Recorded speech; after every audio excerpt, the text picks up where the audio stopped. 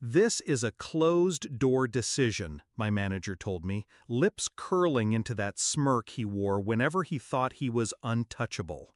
A week later, at the all-hands, he proudly clicked to the churn slide I once owned, the one I'd built, refined, defended. The room went silent.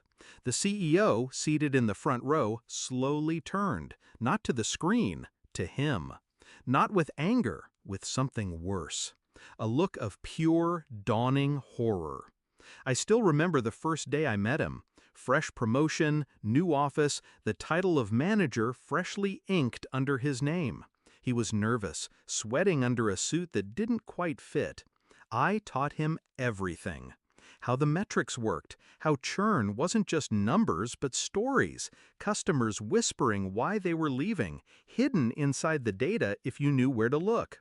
He listened back then, even thanked me, called me the brain behind the department. I believed him, trusted him, foolishly.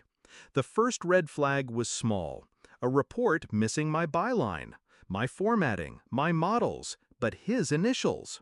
Then, meetings I wasn't invited to, strategies I had drafted suddenly coming from his mouth, polished and passed off as his brilliance.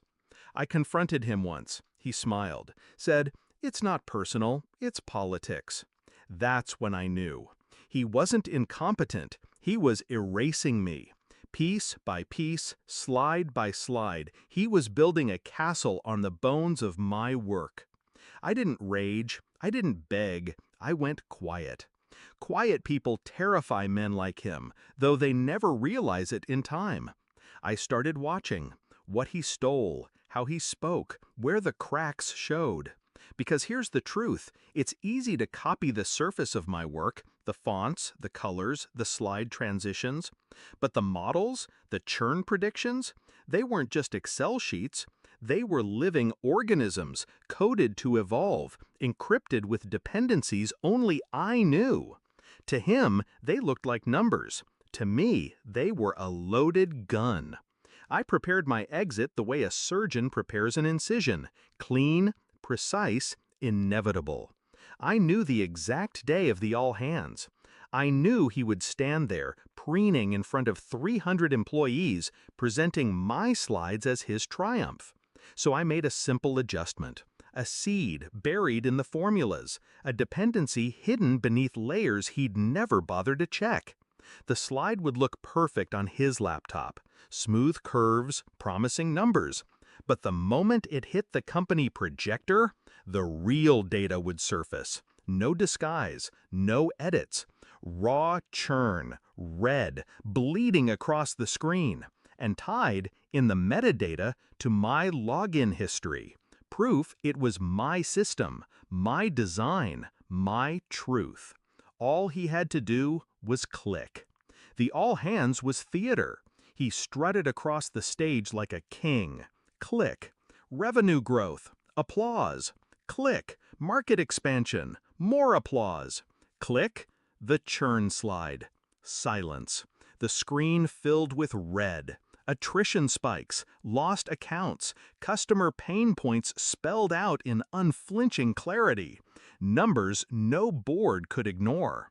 I watched from the back, 300 eyes shifting, murmurs rising. And then, slowly, the CEO turned in his seat. First toward the screen, then toward him. Not with anger, but horror, realization. Because the man on stage wasn't presenting strategy, he was confessing fraud. I left before the meeting ended. I didn't need to see the collapse. By afternoon, his access was revoked.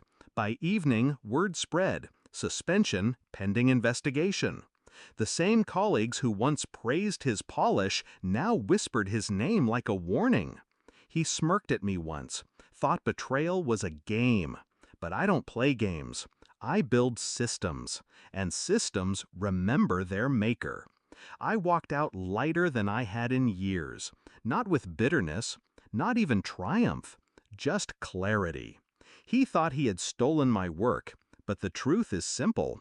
You can steal a slide. You can't steal the architect's signature. And every time the CEO thinks back to that day, he'll remember not the numbers on the screen, but the silence that followed and the look of horror that sealed his fate.